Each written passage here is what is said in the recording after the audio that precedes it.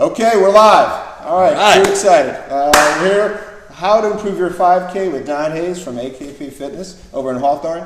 We're excited. Don took a little time in the morning to tell us a little bit about himself, your start, beginnings, passions, and some good technical information at the end about heart rate zone training. So tell me a little about how you started. Let's start with... Sure. Well, I started, graduated at William Patterson University with a phys ed degree to teach K to 12. And after graduation, there wasn't really a whole lot of jobs available. So me and a buddy decided, hey, why don't we train some athletes and kind of see what happens? Right. So we didn't just train athletes. We trained also some adults. But we did some on-site location things at Paramus Community School. Right. We went over to Midland Park and used their field. And we also trained in my parents' basement. Hey. Which was nuts because it was like 500 square feet. But it was awesome because we actually had people come and train with us. But that's great. Long story short, we wound up expanding, moving to this location in Hawthorne. And now we still run athletic programs, youth training, high school training, middle school training. And we train adults in a big group class called Burn 445. And we also do some private training in small group and one-on-one. I got to ask you. I saw Burn 445. What does that mean? Burn 445. Well, the idea is to just burn calories and feel your muscles burning. But the number 445 just really means we're burning for 45 minutes. So it's not that we're going to burn 445 calories. It's just burn for 45 minutes. Got it. You know, just kind of play on words there and. I love the title on that. And it's funny, Don trains a lot of folks, trains athletes, non-athletes, and all that. You're also very athletic yourself. You play baseball still, right? Which had our first game of the summer last night. Yep, excellent. So I'm still active. I like to lead by example. I like to play the part. So if I'm training athletes and I find an exercise that works well because it carried over to the baseball field, then I use that with my athletes. So it kind of pays off that. I'm still playing. Played in college, played in high school. It's like you got your own can't lab give it experiment. Up. Exactly. It's like I'm my own little lab rat. So. Well, we had a newsletter just came out, and we actually did how to improve your 5K. And we went through a few pointers on it. And Don came up with heart rate zone training. He actually a PDF that we'll talk about at the end that you can download just by watching this. We'll give you a link. Right. And also, if you want to see the 5K points in more detail, we're going to talk about it a little bit right now. You can also go and we'll send you our newsletter on there, and it has connections. But you're also, when you get the link, there's a special password Don gave us for us. You can download that PDF and apply what we're going to talk about in real time. Because we're going to talk about it. You're going to get excited and go, what did Don say? What did Tom say? Right. What am I supposed to do with this? What's supposed to do? Well, we'll talk about it later on, but definitely do that. And to get that heart rate monitor, we have a giveaway of drawing. So put yourself in the comments sections, put Apex Polar Monitor, and you will get put into the drawing June 16th about is when it's going to be drawn. And you'll have that. You'll get the information. You have the heart rate monitor. So that's going to be a little extra bonus there. Awesome. But let's talk. So how to improve a 5K? I did triathlons years ago before my arthritic knee prevented me. Now I just do a lot of mountain biking, but I still push my heart rate. But I really feel that if I had some better information as far as 5K training, it would help me out as far as my performance. And I learned some of that as I went. But the start was a little rough. Right, absolutely. But one of the things for 5Ks, I think we're much more aware of that, is hydration. And hydration is something that is kind of, we're a lot better. Unfortunately, we had some incidents where people got injured or hurt from not hydrating enough, but it also affects your energy, and how you feel and all that. So I think that's something that, I wish my dad knew this. We went hiking for 3 hours as a kid, and I think we had a 12-ounce bottle of water between them. And I said, Dad, that'll be enough for 3 hours. That'll be enough for 3 hours, 90 degrees. And Dad said, oh, you're just tired, but you can push it through. And I think it wasn't just I was tired. I think I was dehydrated. Oh, absolutely. And you were talked about this formula that you came up with as far as, because 8 cups of water is always the mantra, but what? Right, everyone always says 8 cups of water, but what about me and what about you? We don't weigh the same. Right. What about the guy who's 250 pounds? 8 cups of water for him or her? Right. It's, we got to try and find a way to make it individualized. So what I came up with is, over the course of 4 weeks, anyone who knows me knows that I love coffee and I drink a ton of coffee, but coffee also, can dehydrate you because it's a stimulant and it's a diuretic, so it draws a lot of the energy out of you. Right. So what I did for 4 weeks was I drank 0 coffee and I drank 80 ounces of water every day. Okay. So where did you come up with 80 ounces? So I took my body weight in pounds and I converted it to kilograms, and it was about 80 kilograms. Okay. So I just started drinking 80 ounces of water. And over those 4 weeks, I noticed a huge energy burst. I noticed I was sleeping better. I noticed I was feeling better. Right. I noticed that I had more energy, longevity during the day. So not just in the morning I felt great, or in the afternoon I felt. I'm talking from the second I woke up to the second I went to bed. Huge burst of energy, and it was all due to what I think and I attribute it to is that 80 ounces because it was 80 kilograms of my weight.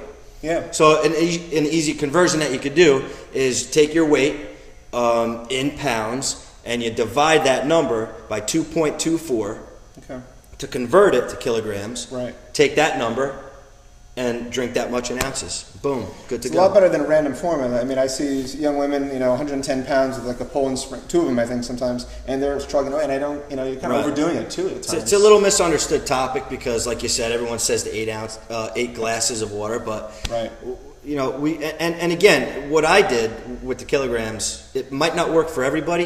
You may have to have a little bit more, you may have to have a little bit less. But for me, it worked, and if it works for me, I like to share that with everybody. Yeah, it's a lot better than just a random formula. You're just like, willy-nilly kind of drinking water, and that's more exact. So I like that idea. I've never broken down that much. I'm more holding the Poland Spring, but not really knowing how much I have. As long as we're drinking water, right? Another thing about racing, which is interesting, is mimicking the demands, whether it be through stretching or just hill training. Like I did this biathlon down in Long Branch, actually. Oh, nice. And I used to love it. It boosted my ego. It was flat and fast.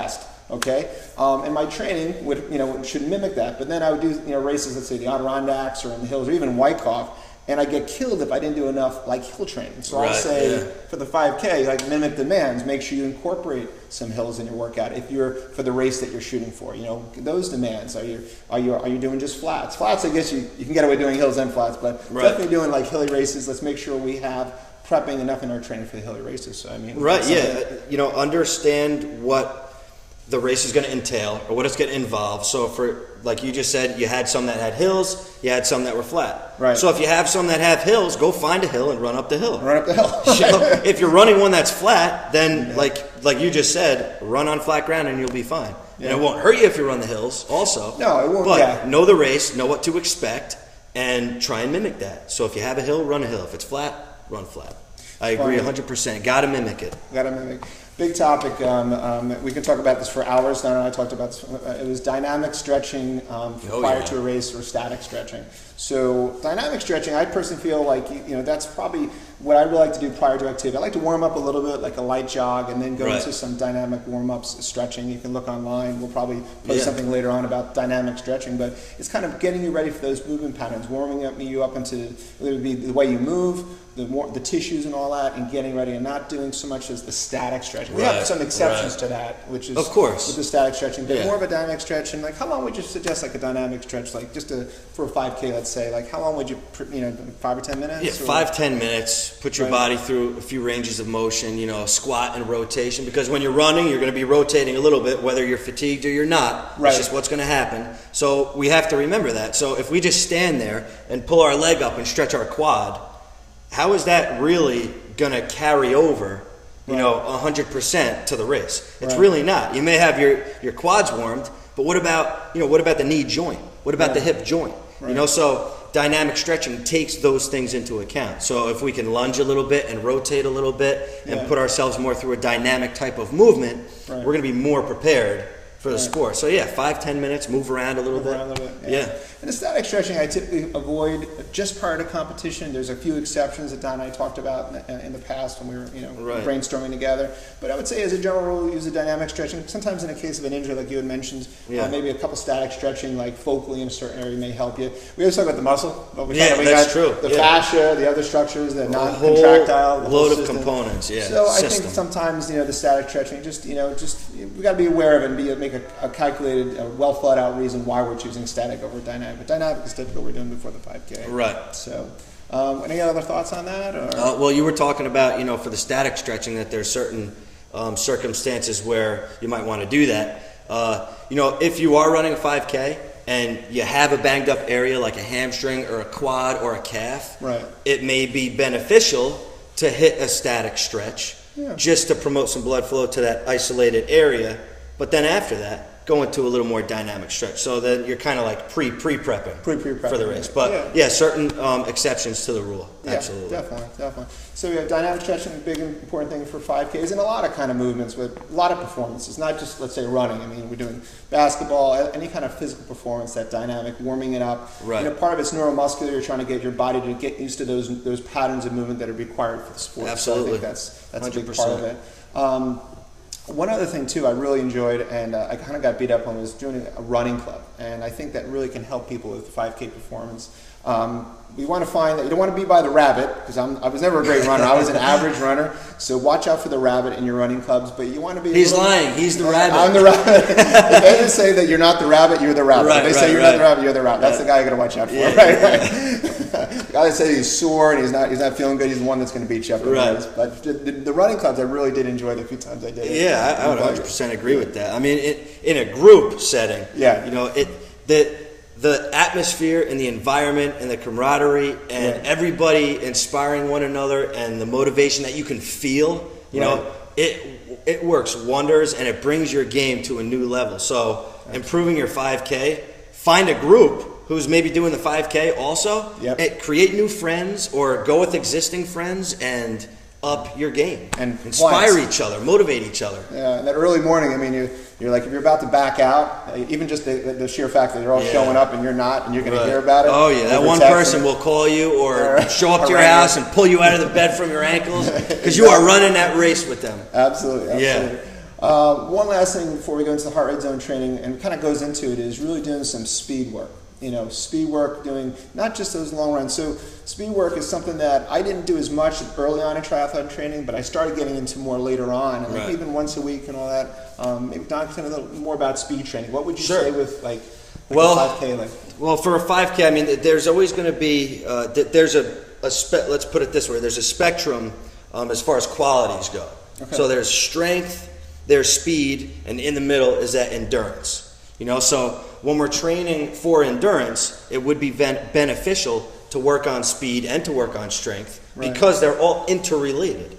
So when you have something that's interrelated and you leave one out, you know, if I'm training for endurance but I'm not really strong enough, or I don't practice my speed also, my endurance will suffer. That's just the way that it works because they're all interrelated. Right. So like we were talking about earlier, how running a hill, if you're running a race that's flat ground, but you train to mimic it, and you also add in hills, it's not going to hurt your flat ground. No. Why? No. Because they're all interrelated. But if we have a race that we're running uphill and we don't practice endurance, we're going to get killed on that hill either way. Right. So I think it's important to just take into account and understand that they're all interrelated, and that working on all of those qualities simultaneously to train for a sport, including speed, is going to be beneficial to us because it's all energy system development and it's all related. So if we can improve all aspects of our energy system, then the output is going to be way up here. Real high right Yeah, absolutely. Yeah, I definitely... and I hope that makes sense to everybody. Yeah, but you know, we have it on our 5K, and I'm sure we'll talk about it in future topics too. But yeah, that really,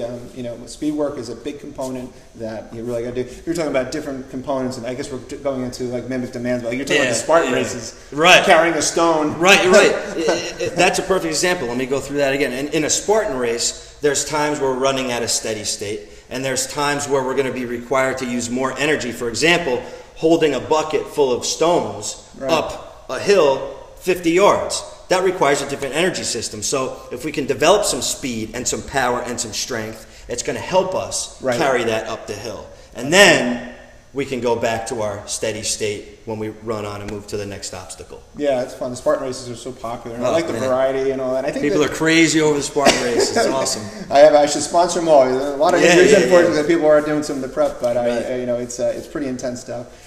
So tell us a little bit about the heart rate zone training. Like, let's understand that part, because that's really what you can use. A heart rate monitor will help you with that. So make sure you send in the comment section. June 16th. And get that PDF, June 16th, and that PDF that Don's going to give you. He's going to explain it all right now, but you're going to get it again later on. So tell me a little bit about this zone. Right. So I'll try and keep it simple because, again, you guys are going to get this information so you can read through it. But the general outline is there's 3 heart rate zones: Zone 1, Zone 2, and Zone 3. Zone 1 is about 70 to 79% of your maximum heart rate. And what that does is working in that heart rate zone is going to help build an aerobic base. And it's good for recovery, and it's great for endurance. So if we can get our heart rates to that 70, 79% of our max heart rate, that's going to give us the best output for a 5K. So very quickly, zone 2 is more for like a middle range, high capacity work. So zone 2 and zone 3 are built more for athletes. Zone 3 is like 85+% of your max heart rate. That's going to be more geared towards athletes, you know, football players, baseball players, basketball players who are going to be sprinting repeatedly over and over. So we don't really need to spend too much time there, but that zone 1 is what's really going to, that's where you're going to spend the majority of your time in the 5K race. And that's generally around 135 to 145 beats per minute. And you guys are going to get the breakdown and how to calculate it yourselves when you go to this link. So, you know, I'll leave that for you guys to read through and discover on your own. But that zone 1 is where we really want to concentrate. And if we can stay there and we can train there, you know, leading up to the 5K, you're going to see better results. You're going to improve your body's performance. That's just the way it goes. It's funny, when I was doing these triathlons, I got to tell you, I had a hard time. I knew I had to be in a certain zone, and I was pushing the envelope, and I wasn't getting the most out of my workout. I had to fight myself and say, wait, I know I have to keep it a little lower at this point, or, you know, and it was a little test of my compliance or whatever.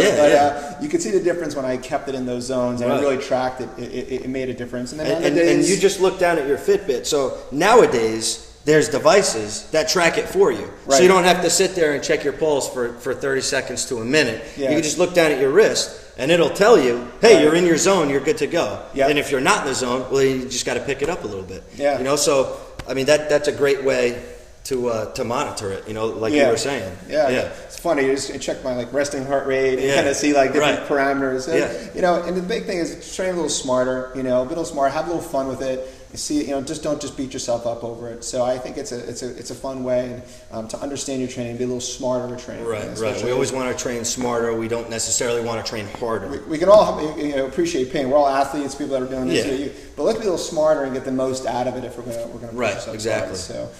Anyone want to finish up with any other pointers on the heart? There's a zone training you'll see later on. I think that's it. I mean, they're going to get that pamphlet. They're going to go home. They're going to study it. They're going to improve their 5K. Exactly. So I mean, I just want to thank everyone for watching. You know, I want to thank you for coming here and you know, involving me with this. I was very happy to put together that zone training with you. So I really hope that you guys use it because it's going to benefit you in the long run and in the short term. Both. And I'll tell you, there are some comments there. If you have any comments for Don or questions about different types of training or ideas, you can post it on the page, and I'll make sure he gets it.